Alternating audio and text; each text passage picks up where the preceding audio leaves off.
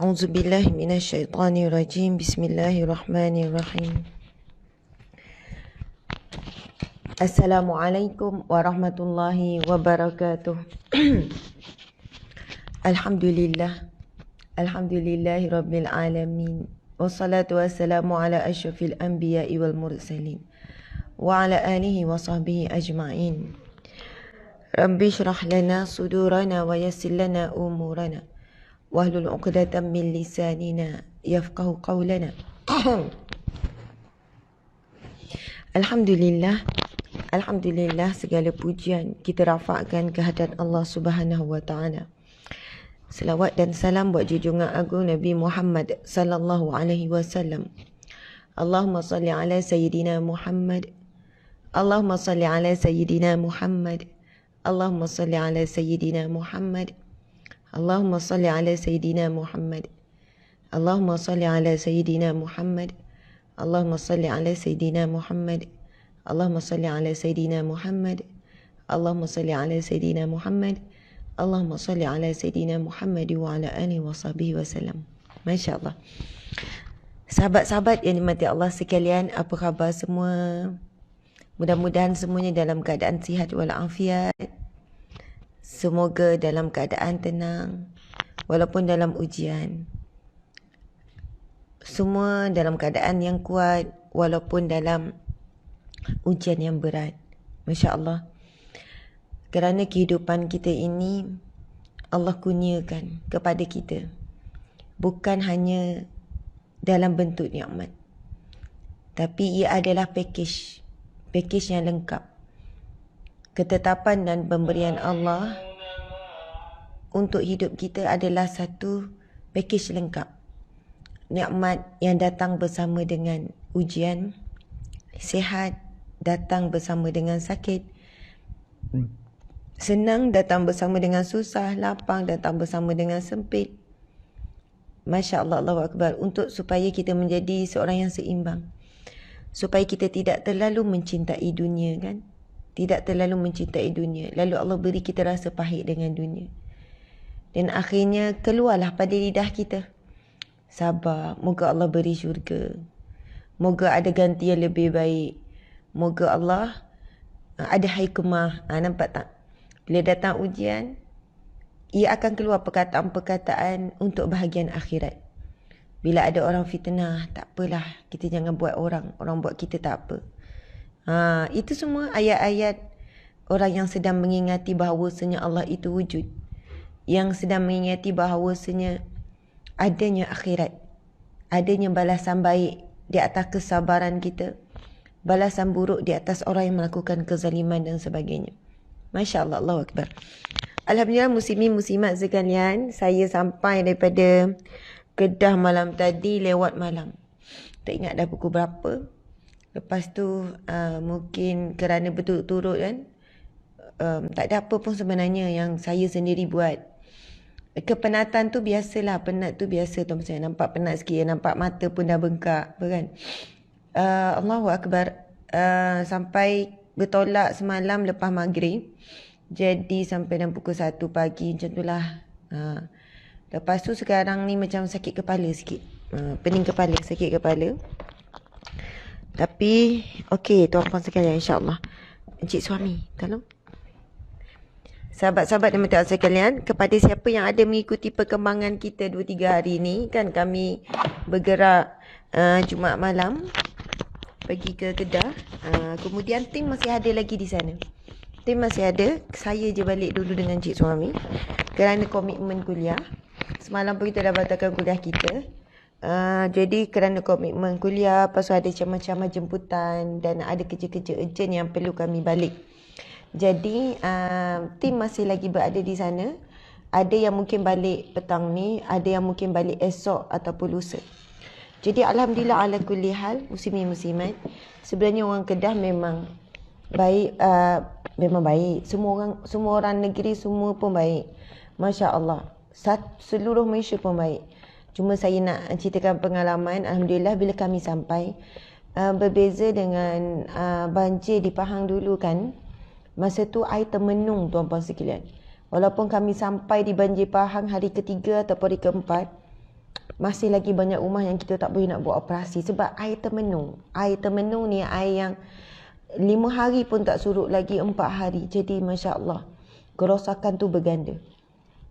Di Kedah ni air ada yang paling lama pun 5 jam lah termenung. Lepas tu memang banyak dah yang surut. Jadi bila sampai tu banyak rumah yang selut dah keluar dah. Tinggal lagi di bahagian luar. Cuma kita datang untuk pasca banjir. Tapi ada lagi lah rumah-rumah yang subhanallah sebahagiannya kita bantu. Tuan-puan sekalian, alhamdulillah banyak pengajaran. Kalau siapa yang nak ikuti pengalaman kita banjir ni, boleh tengoklah live. Rajin betul kan saya duduk buat live. Mata saya bengkak ni. Saya nampak ni, baru saya nampak mata bengkak sangat. Kadang-kadang bila sakit kepala tu, dia pergi ke mata. Dia tarik macam ni. Sebenarnya bengkak mata ni sebab dah tua kan. Nampak bengkak kan cik? Cik Zul kata. Ya dah tua, bengkak lah mata kan. Tuan-puan dimati Allah sekalian. Ada, ya betul. Ada orang tanya, Ustazah apa tip untuk sentiasa cergas? Untuk sentiasa cergas, apa tips? Saya tak ada suplemen. Saya tak makan apa-apa makanan tambahan suplemen. Kadang-kadang makan, orang bagi kan, makan lah. Makan sikit, kadang makan lah seminggu, 2 minggu. Lepas tu, ya kadang rehat. Saya kena akui lah, rehat memang kurang. Saya tidur ke 2 pagi, itu normal. Suruh orang tidur awal kan, tapi saya tak boleh tidur awal kerana kerja banyak. Tugasan banyak. Menulis, mengatur tugas, staff, tim, macam-macam lah. Saya lebih kepada menulis lah. Allahu Akbar tuan-puan sekalian. Masya Allah. Kalau dari segi kecerdasan tuan-puan sekalian, semangat ke, kekuatan mental ke, emosi ke, fizikal, 3 kekuatan tu saya selalu sebut kekuatan utama yang perlu dijaga adalah kekuatan rohani. Kekuatan rohani. Tuan-puan ikut tak semalam masa saya buat live dengan Pak Lang. Mula saya panggil Pak Long Maklum. Rupanya panggilan yang betul Mak Lang Pak Lang.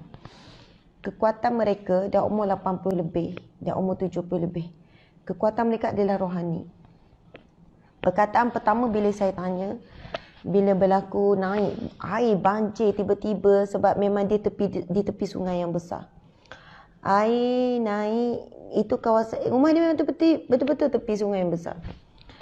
Jadi bila air naik, mereka tak boleh keluar daripada rumah sebab air dengan sangat deras. Kalau dia keluar memang sangat bahaya. Boleh jadi dia ditolak arus yang laju. Jadi mereka walaupun air sampai ke pinggang, mereka berdiam saja di rumah dan mereka tak ada tempat yang tinggi sebab rumah rendah.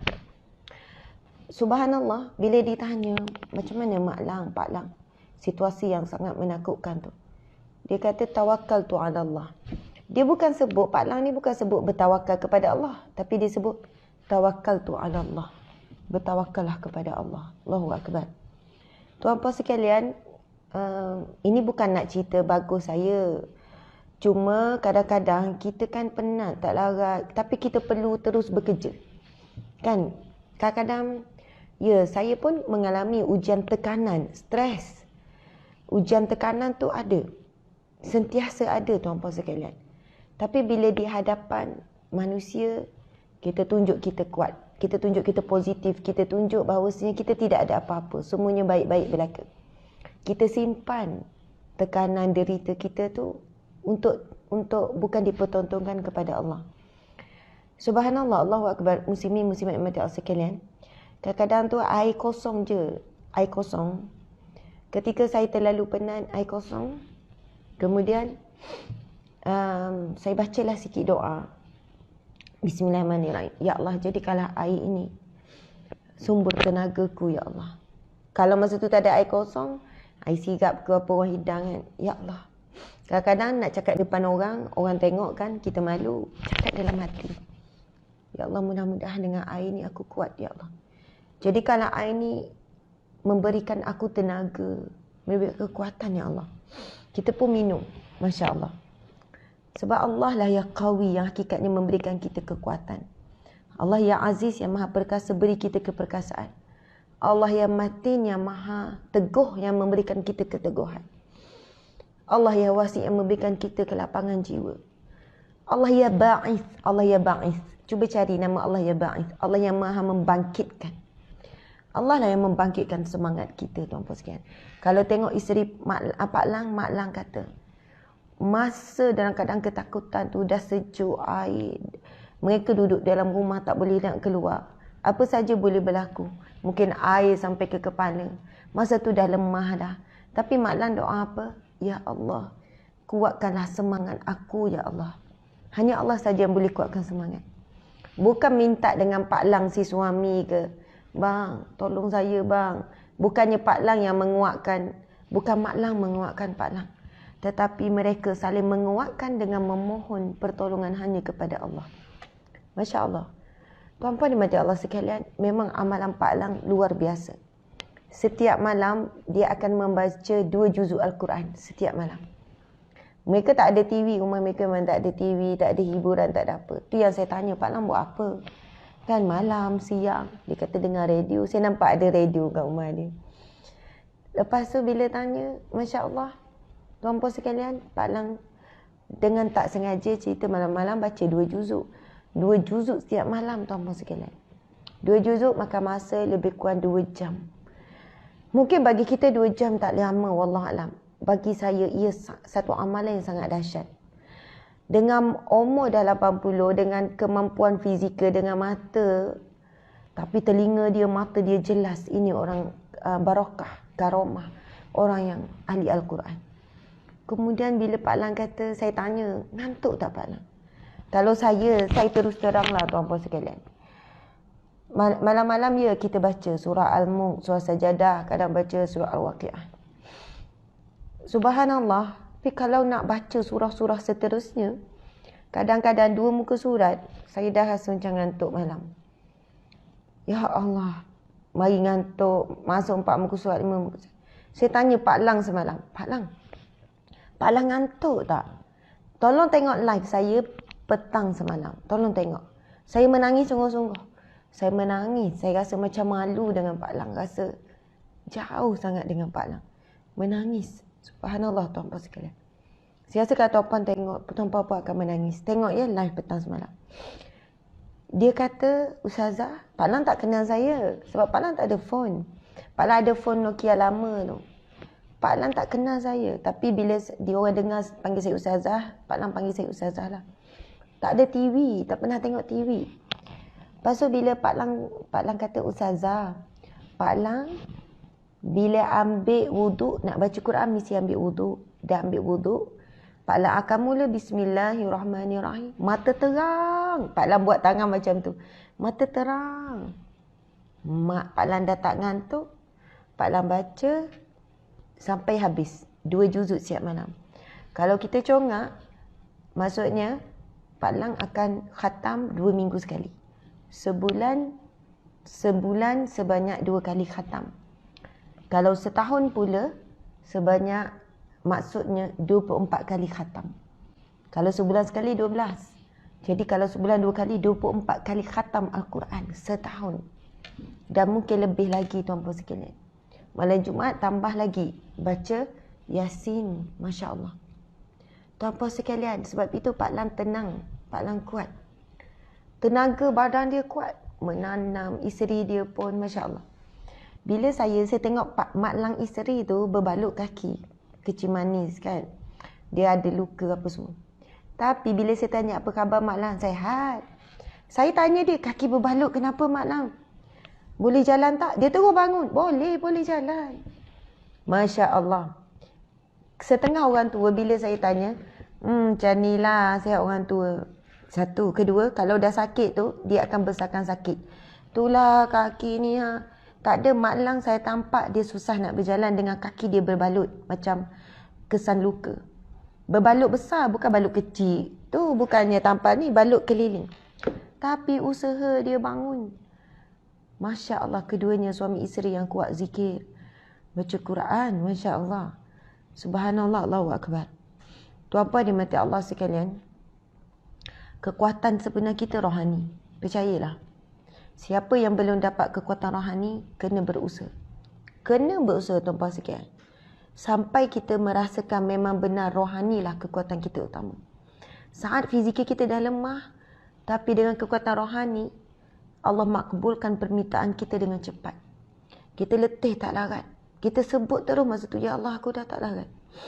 Tapi kau ada kuliah, ya Allah. Ya Allah aku dah tak ada suara. Tuan-puan sekalian, saya nak sekadar berkongsi. Saya sebenarnya ada buat puasa nazar kan. Puasa nazar ni bukan puasa sunat. Ada satu perkara hajat besar saya dengan Allah. Dan Allah makbulkan. Kemudian sebenarnya ada pengharapan besar saya pada Allah. Saya mengharap pengharapan besar pada Allah. Jadi biasanya saya buat sesuatu amalan yang saya susah sendiri nak buat. Kalau sedekah mungkin bagi saya tak susah sebab Allah beri kelapangan rezeki.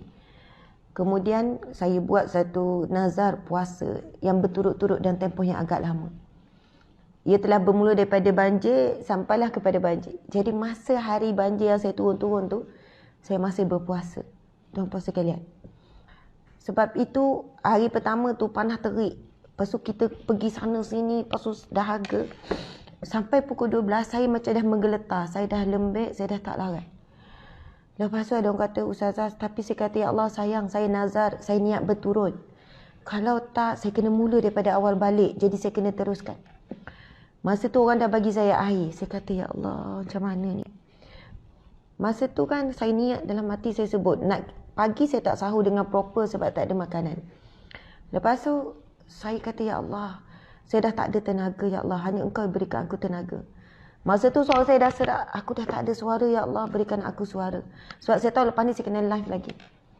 Lepas tu puan-puan, bila saya turun, dia macam non-stop tahu orang jumpa. Makcik-makcik menangis tengok, jumpa. Lepas tu ada orang-orang muda sampai melompat. Mereka macam, ialah gembira dapat jumpa Ustazah. Saya pun gembira dapat jumpa. Jadi non-stop sebenarnya layan orang. Tapi Allah bagi kekuatan tu. Tuan-puan sekalian, hakikatnya bukan makanan bagi kita kekuatan. Bukan air bagi kita tenaga. Bukan air yang menghilangkan haus kita. Bukan makanan yang memberikan kita kenyang dan kekuatan. Tapi Allah yang memberikan kepada kita. Allah, tuan-puan sekalian, Allah. Perantaraannya, ya makanan. Perantaranya minuman. Saya itu bila Nabi ditanya oleh sahabat, bagaimana apabila keluar kemarau, dajjal dan sebagainya. Maka orang mukmin tak ada makanan ketika itu, tuan-puan sekalian. Lalu Rasul menjawab, mereka kenyang dengan rizqullah. Allah mengenyangkan mereka dengan zikrullah. Subhanallah, Allah boleh buat. Lapar, hilang lapar. Dahaga, hilang dahaga. Allah boleh buat. Lemah, jadi kuat. Sakit, jadi sihat. Semua itu kuasa Allah Subhanahu Wa Taala. Jadi kena kuatkan rohani, tuan-puan sekalian. Wajib ada zikir yang kita letakkan. Letak selawat paling kurang 500 kali. Sebelum tidur, kalau hari tu tak habiskan, mesti baca juga sampai istiqamah. Zikir apa lagi? Istighfar. La ilaha illa anta subhanaka inni kuntu minadh la ilaha illallah wahdahu la syarika lahu mulk sampai habis. Apa-apa saja. Ayat kursi jangan tinggal setiap kali lepas solat. Kalau tak boleh solat pun boleh niat zikir. Baca juga tuan-puan sekalian niat zikir setiap kali waktu solat. Walaupun kita uzur. Nabi SAW sebut, barang siapa yang membaca ayatul kursi setiap kali lepas solat, tidak ada apa yang boleh menghalangnya dengan syurga, melainkan maut, kematian. Tuan-puan dimati Allah sekalian. Masya Allah. Jadi, sebagaimana hadis Nabi SAW. Nabi bersabda, ala inna fil jasadi mudaghah, sesungguhnya di dalam tubuh badan kamu ada seketul daging. Wa idza salahat salahal jasadu kulluh. Apabila daging ini baik, daging ini kuat, daging ini utuh, daging ini mantap, salahat jasadu kulluh, maka baiklah seluruh anggota badannya. Wa idza fasadat, apabila daging itu buruk, rosak, busuk, fasadal jasadu kulluh, maka rosak, busuklah seluruh anggota badannya. Ala wahya qalbun, ketahuilah itu adalah hati. Subhanallah. Jadi sangat ditekankan tentang hati. Kita selalu bagi makanan fizikal, bagi makanan emosi, bagi makanan mental, tapi makanan paling utama makanan rohani, tuan-puan sekalian, insya-Allah. Macam mana Ustazah nak kuatkan rohani? Zikrullah. Zikrullah. Nabi SAW pernah bersabda, maukah kamu aku ajarkan satu amalan yang mana ia lebih baik daripada kamu pergi ke medan perang, lalu kamu membunuh musuh kamu, dan lalu kamu terbunuh oleh musuh kamu, mati syahid. Ataupun lebih baik daripada kamu sedekah dinar dan dirham. Dinar dan dirham. Lebih baik daripada kamu sedekah dinar dan dirham. Emas dan perak, tuan-puan sekalian. Lalu sahabat berkata, ya Rasulullah, amalan apakah itu ya Rasulullah? Rasul jawab, zikrullah, kamu mengingati Allah. Sebab itu kita kena paksa diri kita untuk ingat Allah. Mohon pertolongan Allah untuk ingat Allah. Sebab itu kalau orang tanya, Ustazah, saya tak ada tetapkan berapa jumlah zikir. Saya zikir je berapa-berapa. Agak-agak saya teringat, saya istighfar. Agak-agak saya la ilaha illallah. Agak-agak ni, tuan-puan sekalian. Itu tak ada masalah. Boleh tuan-puan buat begitu. Cuma siapa yang menetapkan jumlah, dia akan membantu untuk istiqamah. Sebab kita akan paksa diri kita walaupun hari yang sangat sibuk, hari yang sangat penat untuk kita capai target yang kita tetapkan untuk diri kita. Bahkan Rasulullah ada banyak zikir yang Rasulullah tetapkan jumlah. La ilaha illallah wahdahu la syarika lah lahul mulku wa lahul hamd. Rasulullah tetapkan berapa? 100 kali. Itu hadis sahih. Barang siapa yang membaca zikir la ilaha illallah wahdahu la syarika lah lahul mulku wa lahul hamdu wa huwa ala kulli syai'in qadir sebanyak 100 kali setiap hari, Nabi kata, maka dia akan dikurniakan. Dia akan dikurniakan pahala umpama membebaskan 10 orang hamba. Allah akan melindunginya daripada 100 keburukan. Allah akan memberikannya 100 kebaikan. Dan Allah akan melindunginya daripada bisikan dan gangguan syaitan, iblis. Dan Nabi kata, tidak ada kebaikan yang lebih baik bagi seseorang itu yang boleh membaca zikir ini sebanyak-banyaknya. La ilaha illallah wahdahu la syarikalah. Tiada Tuhan, dialah satu-satunya, tiada yang menyekutukannya. Wahdahu la syarikalah, lahul mulk, bagi dialah segala, bagi dialah pemilikan, bagi dialah raja kepada alam ini, lahul mulk, walahul hamd, bagi dialah segala pujian. Lahul mulk walahul hamd wa huwa ala kulli syai'in qadir, dan dialah yang maha berkuasa di atas segala sesuatu. Nabi kata baca zikir ini 100 kali sehari. Tuan-puan sekalian, pahala membebaskan seorang hamba, Allah akan membebaskan. Allah akan membebaskan setiap anggota badan kita daripada api neraka. Itu rujuk kepada hadis Nabi yang lain pula. Nabi bersabda, pahala ganjaran orang yang membebaskan seorang hamba, Allah akan membebaskan setiap anggota badannya daripada neraka. Tapi dengan membaca la ilaha illallah wahdahu la syarika lah lahul mulku wa lahul hamdu wa huwa ala kulli syai'in qadir sebanyak 1 kali sehari. Allah kata melalui Nabi Muhammad SAW, hadisnya, hadis sahih tuan-puan sekalian, pahalanya ibarat membebaskan 10 orang hamba. Allah akan bebaskan kita daripada api nerakanya. Allah lindungi kita daripada 100 keburukan yang kita tahu dan kita tidak tahu. Allah akan memberikan kita 100 kebaikan. Tuan-puan sekalian, sebenarnya jalan ke syurga lebih luas terbentang berbanding jalan ke neraka. Jalan untuk kita dapat pahala lebih luas Allah buka berbanding jalan untuk kita dapat mengumpul dosa dan maksiat. Tapi kerana kita ni hamba Allah yang malas. Yang malas sebenarnya. Saya menyeru sahabat-sahabat semua, bangkitkan semangat rohani dalam diri kita. Kuatkan semangat rohani. Wajib kita tetapkan satu zikir pada diri kita sebagaimana kita wajibkan makan pada diri kita pada waktu pagi sekali, tengah hari sekali, malam sekali. Wajibkan kepada diri kita zikrullah sebagaimana kita wajibkan diri kita dari sudut memakaikan pakaian yang indah. Sebenarnya pakaian yang terbaik untuk hati dan diri kita untuk diperlihatkan kepada Allah adalah zikrullah, tuan-puan sekalian. Wajibkan kepada kita zikrullah sebagaimana kita mewajibkan diri kita mandi supaya bersih, supaya sehat, supaya wangi. Sebagaimana kita membersih dan menyucikan tandas rumah kita, membersihkan dekor-dekor rumah, sekeliling rumah agar dilihat cantik. Bersihkanlah hati kita dengan zikrullah, istighfar, selawat. Al-Quran itu zikrullah, tuan-puan sekalian. Salat itu zikrullah. Sebab itu Allah berfirman, aqimis salah, dirikanlah salat li zikri, untuk mengingatiku. Sebab itu zikir yang paling agung adalah, paling tinggi adalah salat. Allah sebut, aqimis salah, dirikan solat li zikri, untuk ingati aku. Tapi berbeza bila kita solat, Allahu Akbar, ingat dunia. Ingat apa yang kita baca tadi tu, gosip-gosip. Ingat apa yang kita nampak. Apa yang hilang jumpa masa solat. Rupanya masa solat kita bukan mengingati Allah, tapi kita mengingati makhluk, bukan Al-Khaliq. Kita mengingati dunia Allah. Sahabat-sahabat, ini diri kita. Terlalu dahsyat. Bukan solat 2 jam, bukan solat 1 jam. Solat 5 minit saja. Ada orang semayang laju. Berkira sangat waktu dengan Allah. Semayang laju. Kalau saya berhenti RNR tu, saya kadang-kadang pergi solat mana-mana, saya rasa macam sedih. Doa dalam hati, ya Allah, kesian dia solat laju, takut tak sah. Kadang tu kita rakaat pertama tak habis lagi, dia dah tahiyat bagi salam dah. Kenapa dengan Allah berkira-kira waktu dengan Allah?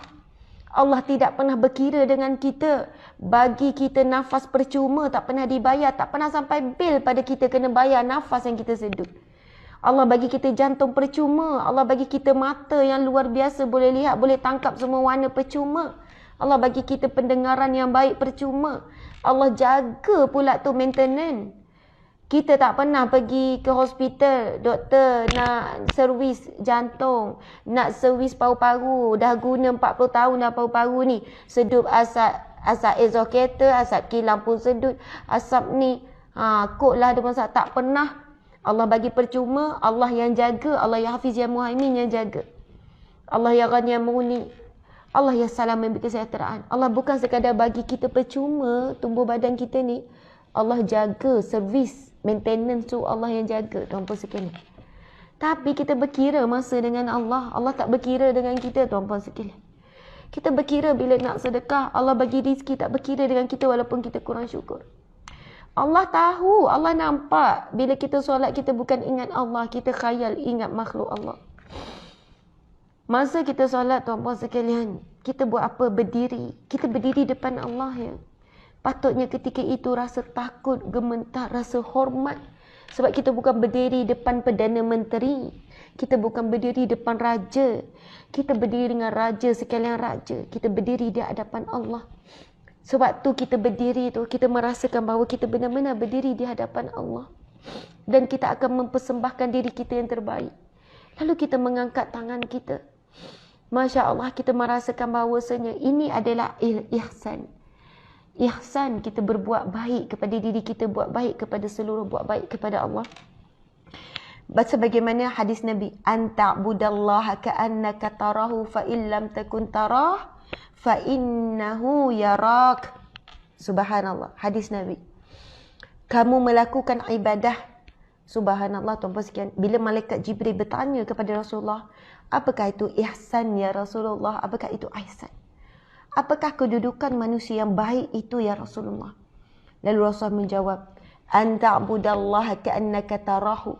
Apabila kamu melakukan sesuatu ibadah, umpama kamu melihat Allah, fa illam takun tarah, apabila kamu tidak mampu melihat Allah, tak boleh bayang kamu lihat Allah, fa innahu yarak, sesungguhnya kamu merasakan Allah melihat kamu. Saat kita solat, tuan-puan sekalian, kita membayangkan kita berhadapan dengan Allah. Kita mengangkat takbir dan memuji Allah.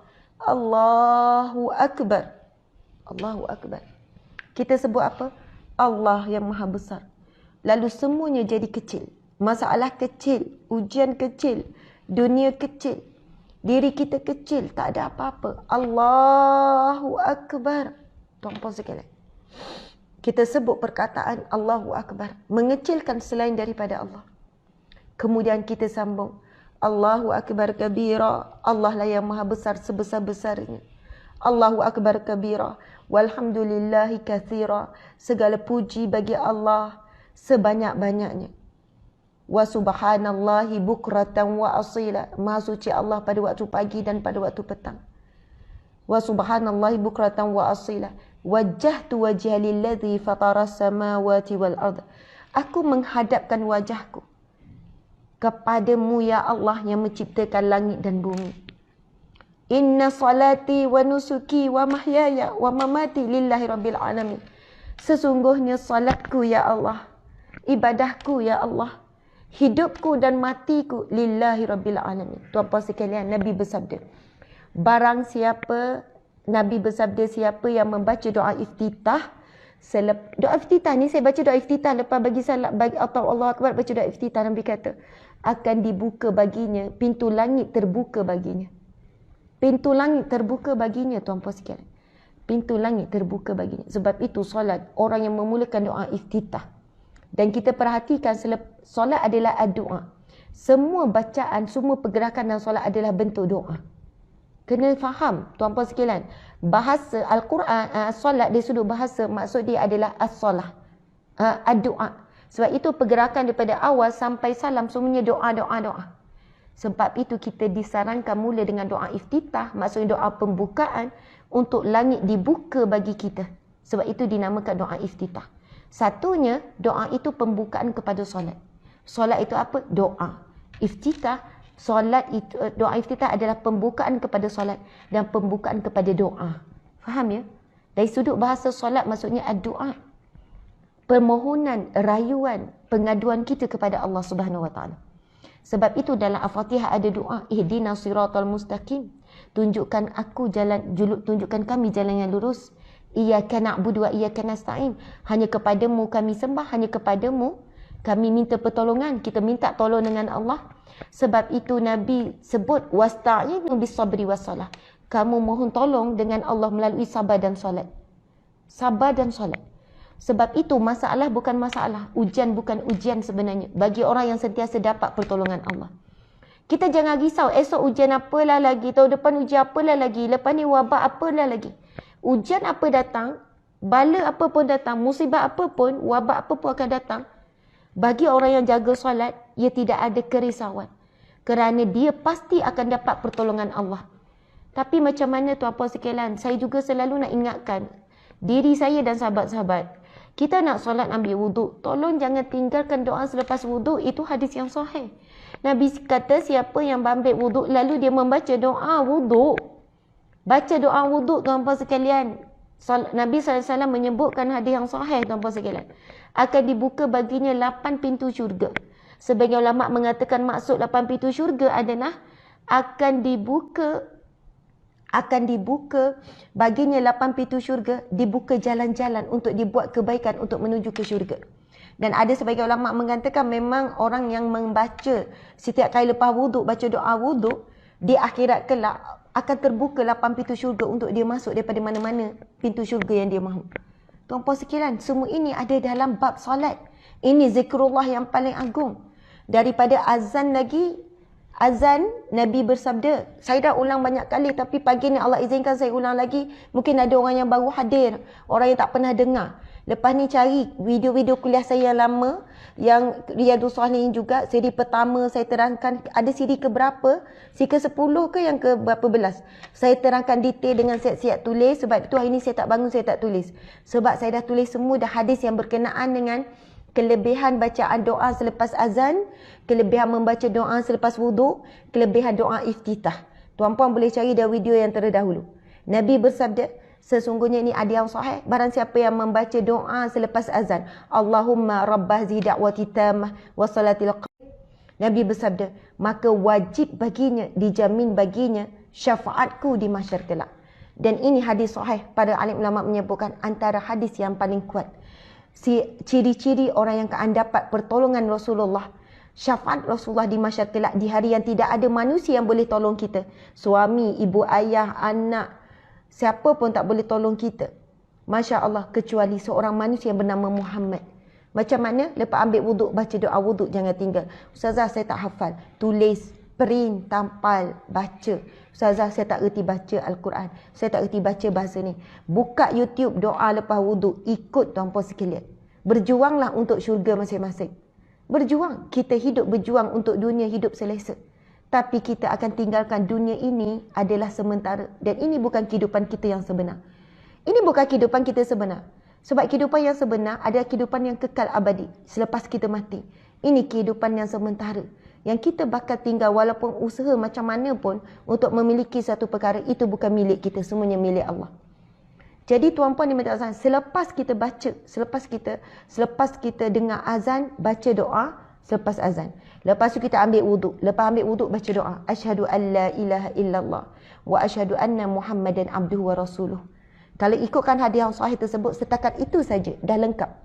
Tapi tambahlah cadangan dan sebahagiannya daripada riwayat lain, Allahumma ja'alni minat tawabin wa ja'alni minal mutatahhirin wa ja'alni min ibadika salihin. Nabi bersabda hadis yang sahih. Nabi sebut apa?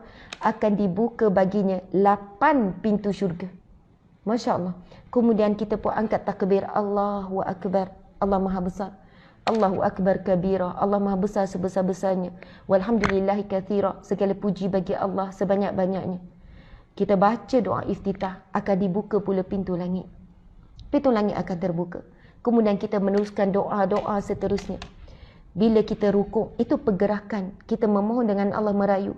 Tengok orang Jepun hormat orang dengan tunduk, dengan rukuk. Dalam solat, pergerakan itu sebenarnya adalah pergerakan dalam solat. Wujud dulu pergerakan solat sebelum adanya budaya Jepun tu. Subhanallah.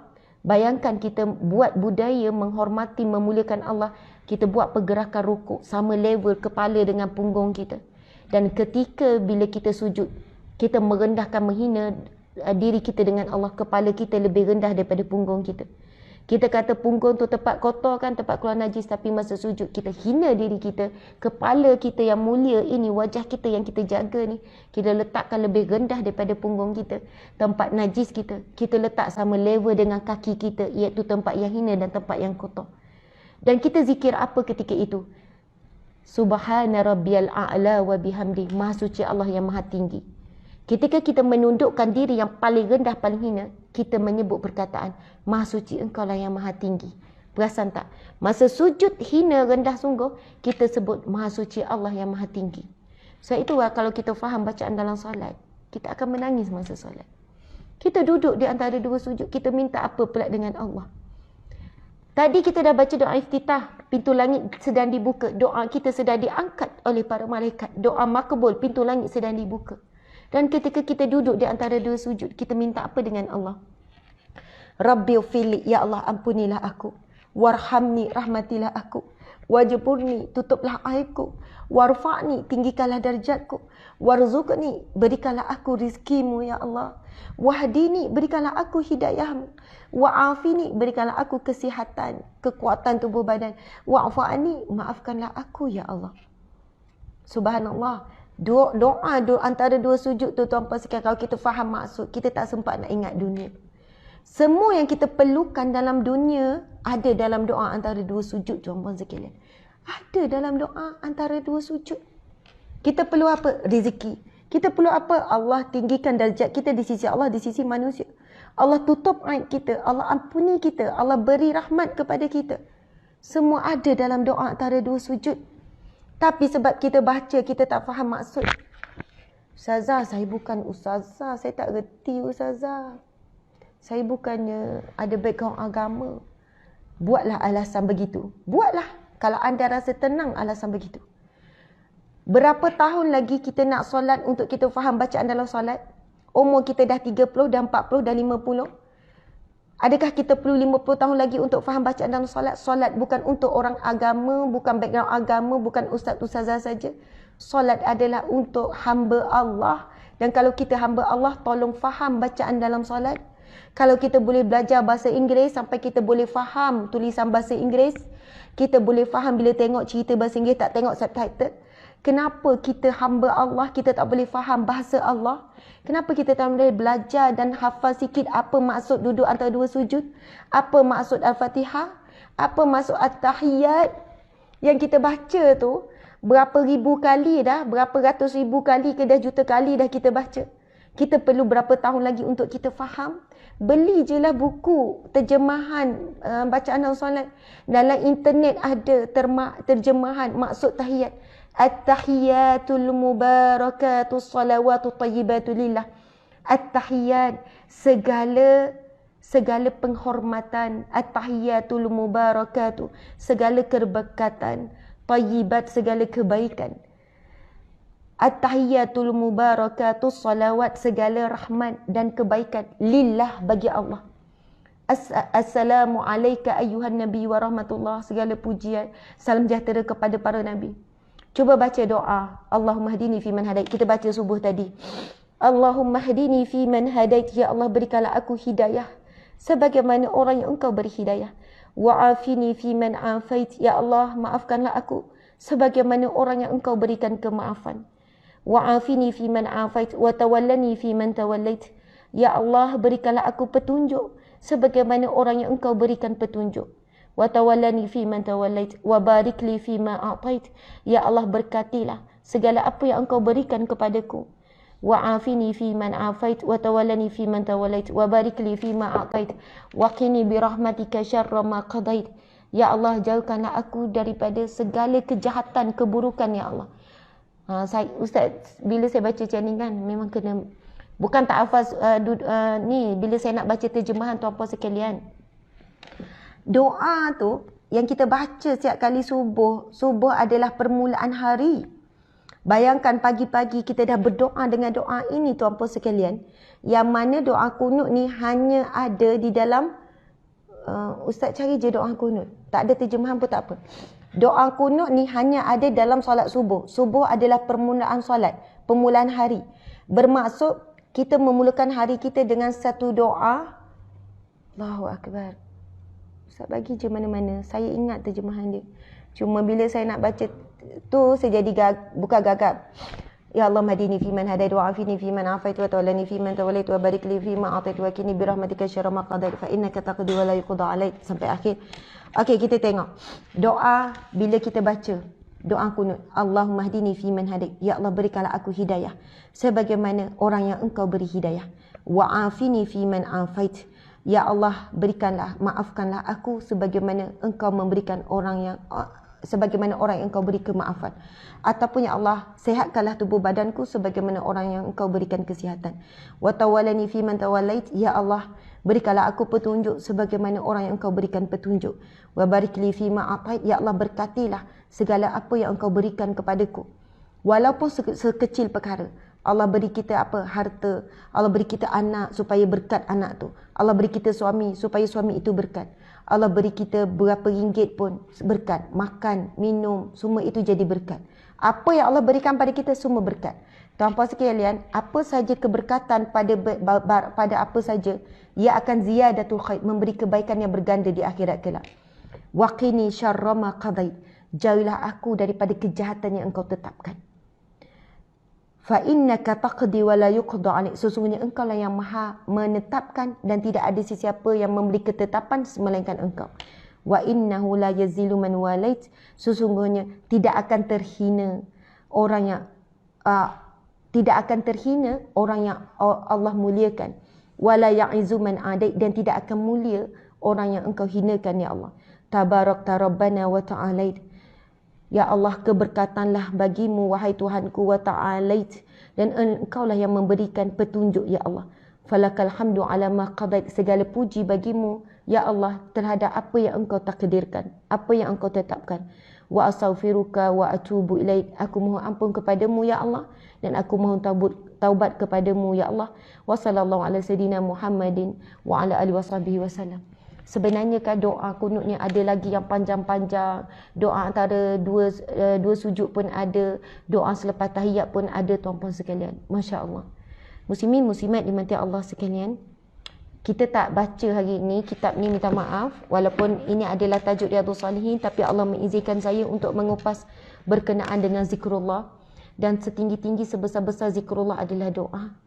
Selepas habis kuliah ni, kita ambil wuduk. Jika sempat, jika ada peluang, maksudnya jika tak ada tugas-tugas yang lain, buat solat duha. Kalau tak sempat solat duha, untuk solat zuhur nanti. Antara yang sangat bagus, sangat baik kalau kita boleh buat, ambil wuduk sebelum masuk waktu. Kita dah tahu masuk 1.20, kita ambil wuduk sebelum masuk waktu. Itu di antara kaedah, siapa yang nak dapat solat di awal waktu, dia ambil wuduk sebelum azan. Kadang-kadang lepas azan, dia jadi kita nangguh-nangguh. Tapi bila ambil wuduk sebelum masuk waktu, kita nampak ada lagi 5 minit, kita dah ambil wuduk. InsyaAllah dengar je azan, kita baca doa lepas wuduk. Lepas tu bila dengar azan, kita terus baca doa selepas azan. Kemudian kita pun solat. Masya Allah. Sama dia nak solat sunat dulu ataupun terus solat. Antara kaedah ataupun cara-cara nak dapat khusyuk dan tenang solat adalah menjaga solat di awal waktu dan ambil wuduk dengan khusyuk. Bila kita ambil wuduk dengan khusyuk, ambil wuduk dengan tenang, kita ambil wuduk sebelum waktu solat. Kalau kita ambil wuduk dah lewat, kita ambil wuduk pun dalam keadaan kelang kabut. InsyaAllah kalau kita buat rutin, ambil wuduk baca doa, dengar azan baca doa, bila takbir terus baca doa iftitah, InsyaAllah kita akan solat dengan tenang. Kita akan mula merasai kemanisan berbicara dengan Allah. Tuan-puan sekalian, kalau kita tengok cerita Korea ke, Mak Saleh ke, ataupun cerita Hindustan, bukan bahasa kita. Kalau kita tak faham, kita tak baca seni kata, subtitle tu, kita tak akan boleh menghayati kisah tersebut. Kita tak boleh faham apa yang mereka buatkan, jadi kita tak boleh menghayati. Kenapa solat kita tak boleh menghayati?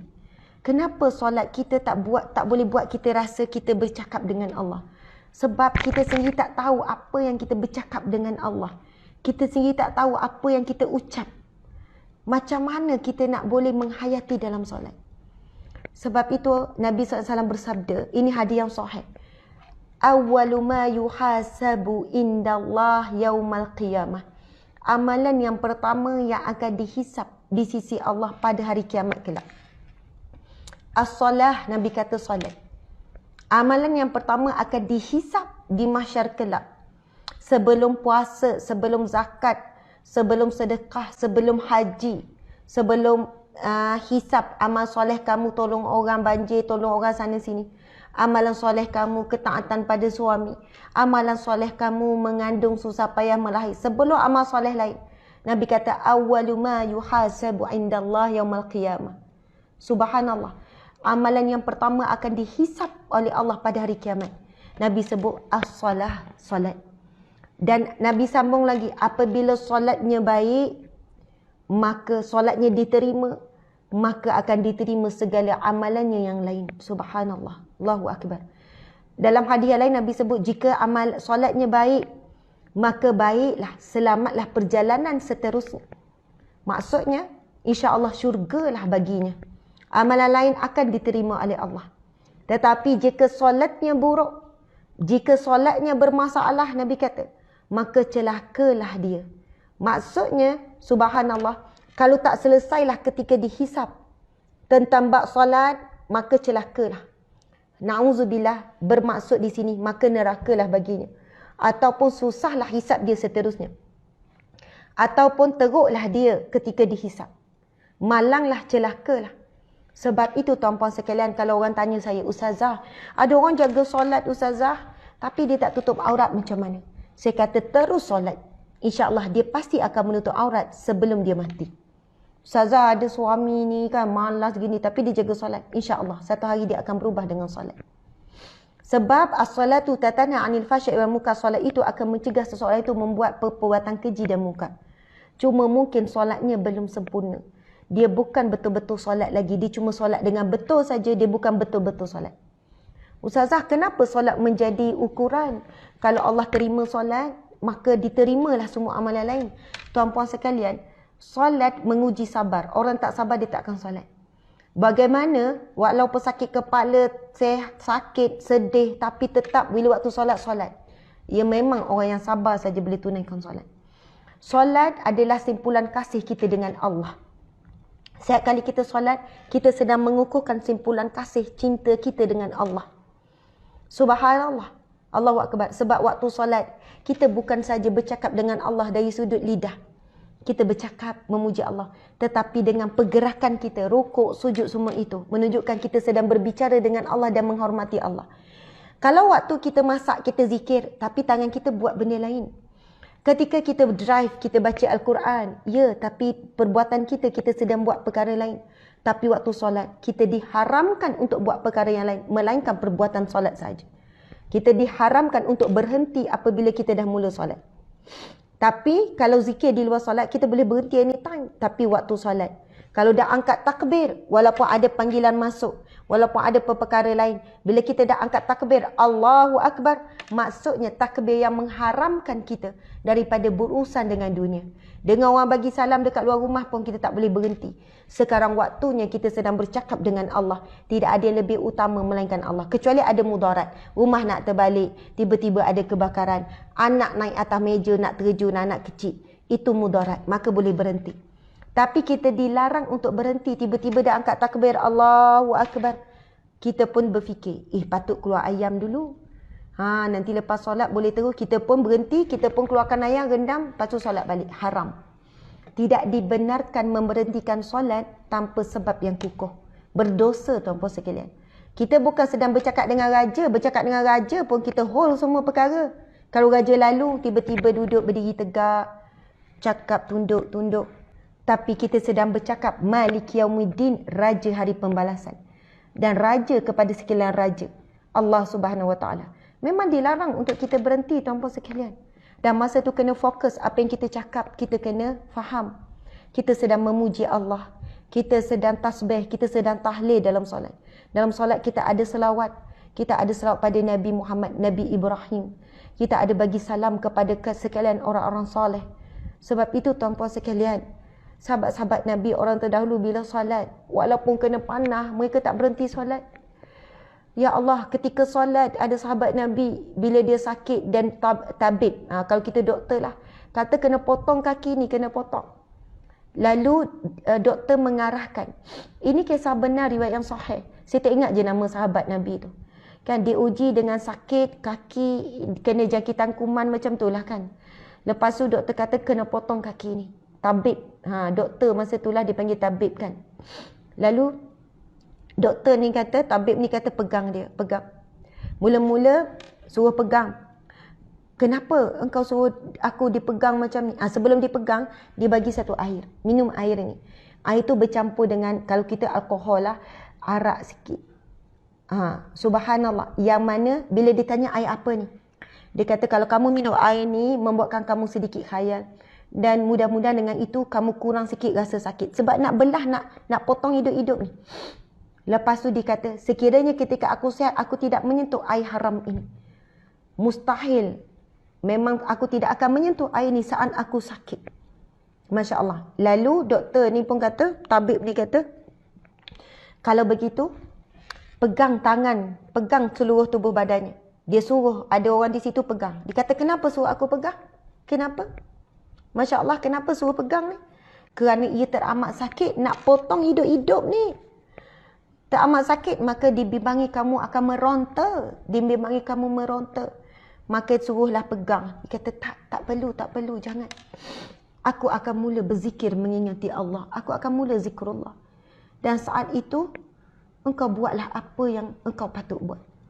Dia pun mula berzikir, mengingati Allah. Sebut nama Allah, zikir, mengingati Allah.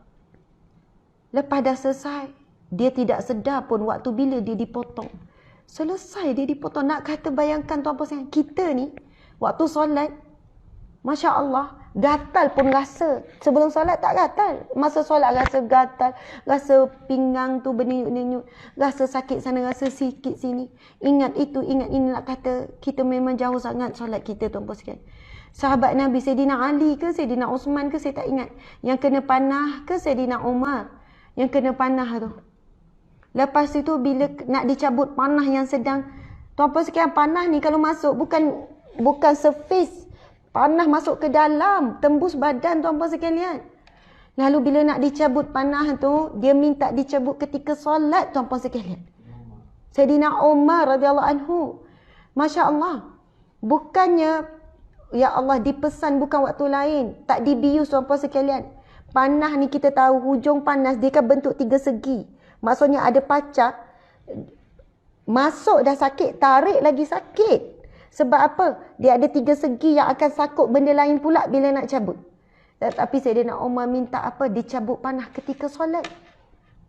Dia solat sampai tak rasa apa-apa walaupun teramat sakit. Kita memang takkan mampu mencapai solat seperti ini tuan-puan sekalian sampai tak rasa apa-apa. Tapi sekurang-kurangnya saya menyeru diri saya dan sahabat-sahabat. Sebelum kita mati, tolong fahami bacaan dalam solat. Buka internet, ada banyak. Beli buku bacaan solat dan terjemahan. Supaya tak malu kita nak ngadap Allah. Kata kita sayang Allah, tapi tak faham pun apa kita bercakap dengan Allah dalam solat. Kita perlu berapa tahun lagi. Walaupun anda bukan ustaz-ustazah, walaupun tak faham bahasa Arab, tapi kalau ada ikhtiar, ada usaha, insya-Allah kita boleh capai solat yang seronok. Solat yang tenang. Bila kita baca Al-Fatihah, kita terbayang maksud dia. Bila kita baca duduk antara duduk, kita terbayang maksud. InsyaAllah, kita tak sempat nak ingat benda lain. Tak sempat nak ingat masalah. Tak sempat nak bayang-bayang benda lain. Sebab yang terbayang adalah kalimah-kalimah maksud tu yang kita terbayang. Masya Allah, kalau kita boleh capai solat yang begini, kita boleh capai kedudukan wasta'inu bis-sabri was-salah. Kita mohon pertolongan, dapat pertolongan melalui sabar dan solat. Dan solatlah tuan-puan sekalian. Sebab itu disebutkan solat ini kedudukan nombor 1 dari sudut ibadah. Nombor 1 tuan-puan sekalian. Nombor 1. Masya Allah, Allahu Akbar. Muslimin, muslimat dimati Allah sekalian. Mudah-mudahan dapat sesuatu, dapat sentuhan, dapat satu teguran lah kan untuk diri saya sendiri, untuk sahabat-sahabat juga. Apa yang kita, bila mati kita bawa apa tuan-puan sekalian? Bawa solat kita, bawa zikir kita, bawa selawat kita, bawa amal soleh tuan-puan sekalian. Dan daripada solat yang baik itulah akan jadikan diri kita yang baik, insya-Allah. Akan jadikan kita isteri yang baik, jadi kita ibu bapa yang baik. Sebab itu kalau kita ada masalah dengan anak, masalah dengan pasangan, masalah dengan rezeki, kita kena cek solat kita memang ada kaitan dengan solat. Sebab solat itu lizikri, untuk mengingati Allah. Kalau kita ada masalah dengan solat, kita ada masalah dengan Allah. Bila kita ada masalah dengan Allah, kita masalah dengan semuanya. Sebab Allah adalah semuanya. Allah ya Razak, yang memberi rizki. Kita ada masalah dengan rizki. Allah ya Salam, yang maha memberi kesejahteraan. Allah yang memberikan kesihatan. Allah ya Salam. Bila kita ada masalah dengan Allah, kita ada masalah dengan semua perkara. Sebab Allah lah pemilik semua perkara. Allah yang wasi', yang maha lapang. Hidup kita jadi sempit tuan-puan sekalian kalau kita ada masalah dengan solat. Allah yang wasi', yang maha lapang. Allah yang mati, yang maha teguh. Kita jadi hidup tak ada prinsip. Allah yang qawi, kita jadi lemah. Sebab Allah yang maha kuat. Allah yang qawi, yang maha kuat. Allah yang mukmin, yang maha tenang. Hidup kita tak tenang sebab kita ada masalah dengan Allah. Nak ukur hubungan kita dengan Allah, ukur bagaimana solat kita. Sebab solatlah ukuran kita, hubungan kita dengan Allah, kita mengukur dengan solat dan juga Al-Quran. Nak ukur hubungan kita dengan Rasulullah, ukur selawat. Masya Allah, selawat itu mengukur hubungan kita dengan Rasulullah. Kalau kita selawat banyak, selawat dengan khusyuk, insya-Allah hubungan kita dengan Rasulullah baik, rapat. Rasulullah dah sebut, orang yang paling rapat denganku di mahsyar kelak, orang yang paling banyak berselawat padaku. Nak tengok hubungan kita dengan Allah, nilai solat kita, nilai Al-Quran kita. Kalau kita baiklah hubungan kita, relationship kita dengan Allah baik, melalui solat, melalui Al-Quran, maka kita baik dengan semuanya. Rizki kita baik, kesejahteraan, ketenangan, kekuatan kita. Allah ya Hafiz, ya Muhammad, yang menjaga kita. Semuanya daripada Allah, tuan-puan sekalian. Alhamdulillah, saya mohon maaf salah dan silap. Terima kasih tuan-puan sekalian, sahabat-sahabat semua. Saya sayang semua kerana Allah, kerana Rasulullah sallallahu alaihi wasallam. Di sini kita bertemu, di syurga Allah kita bersatu. Allahumma ja'alna minal khasyin, ya Allah. Golongkanlah kami di kalangan orang yang khusyuk solat, ya Allah. Allahumma a'inna ala zikrika wa syukrika wa husni ibadatika, ya Allah. Kami mohon pertolongan-Mu, ya Allah. Bantulah kami, ya Allah, dalam sentiasa bersyukur kepadamu, dalam mengingati-Mu, ya Allah, dalam berzikir. Allahumma a'inna ala zikrika, dalam berzikir kepadamu dalam solat, zikrullah di luar solat dan sebagainya, ya Allah. Bantulah kami, ya Allah, dalam memperindah dan memperelokkan salat kami. Bantulah, ya Allah, dalam memperindah dan memperelokkan amal ibadah kami, ya Allah. Amin, ya Rabbal Alamin. Kita tangguhkan kuliah kita dengan tasbih kafarah dan surah wal asr. Bismillahirrahmanirrahim. Subhanakallahumma wa bihamdika asyhadu an la ilaha illa anta astaghfiruka wa atubu ilaih. Bismillahirrahmanirrahim. Wal asr innal insana lafi khusr illa alladhina amanu wa amilus solihat wa tawasaw bil haqqi wa tawasaw bis sabr. Sadaqallahul azim. Masya Allah. Sayang semua kerana Allah, kerana Rasulullah sallallahu alaihi wasallam. Assalamualaikum warahmatullahi wabarakatuh. Astaghfirullahalazim. Astaghfirullahalazim. Astaghfirullahalazim.